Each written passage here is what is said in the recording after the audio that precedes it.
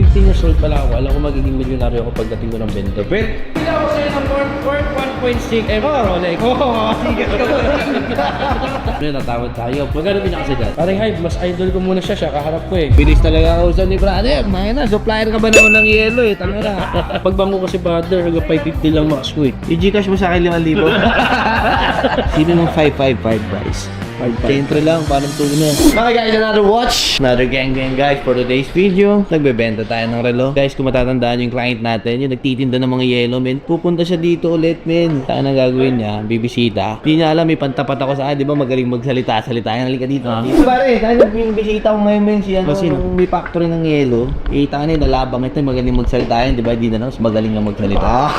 May podcast ba, Bo? Oo, ikaw yung harap ko. Ako lang nag-intro, men. So, abangan nyo. Sabi na ETA niya 4 minutes. Pare, mamimili lang siya. Abangan nyo ako. Boss Kurt, how are you? Pare, injured ako ha. Napaaway. Alam mo naman, medyo... Boss, ready ko na yung ano mo. No date? Busy, kumayod ako. Gusto ko talaga magkaroon din ng ganito. Iba kasi sporty ba? Ito guys, yung unang binili niya, oh. Dineliver natin. Ang ganda pa rin hanggang ngayon. Walang pinagbago. Ang lupit. Galing ko magbenta. Nasukat ko na naman to, so okay na to. Ngayon, magkano presyo nito? Ito boss, 569. Brother, nung nakaraan, hindi ako gano'ng tumawad.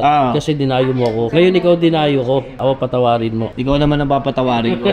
569. Sa mga ganito kasi boss, barya lang to eh. 560. Okay, 550. Thank you, brother, 550. Hindi.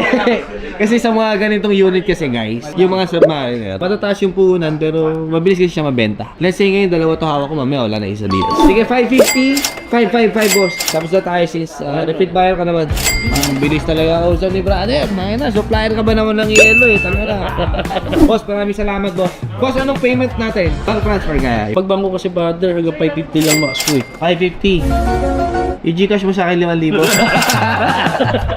Ang ganda ng presyo. Gusto mo 600, ibigay mo sa'yo 555. Wala kami mga top up, wala kami mga add-ons. Patas kami, men. Lumabang kayo ng patas, ha? Ayun, yung gag. Gawin mo muna. Ano yung malakas, boss? Yung mga business to business. Pag business to business, yung mga machine, yung mga ano, di ba, binibenta mo. Pero nagbebenta ka rin sa mga ng ice. sa consumer din ni Rexa, no? Ngayon, parehas malakas, pero doon na ako nagpo-focus sa pagbebenta ng ice. Kasi mas prefer ko yung maliit na kita araw-araw, pero mas maaba yung so, sa mga gusto mo mag-start ng ice business dyan, message nyo lang po Powerhouse Ventures Corporation. Powerhouse Ice yung machine sa page. Anis, tangin na, busy. Ang busy din na makuha mo doon. Gusto i-start mga chiki. Artista ka na lang kaya, parang hives. Pagkano binigay? Budget niya ni brother, 600 eh. Sabi ko, 555. Ano ba naman yung pagkakaibigan? Parehas tayo boss, no date din ako, pero ano ko, medyo vintage. Okay din minsan yung no date, no? Ito magaling. Bakit ba okay yung no date, parang hive? No date kasi madali siyang iset. Oras na iset mo, you don't need to set a date, you don't need to do anything else. Napakasimple.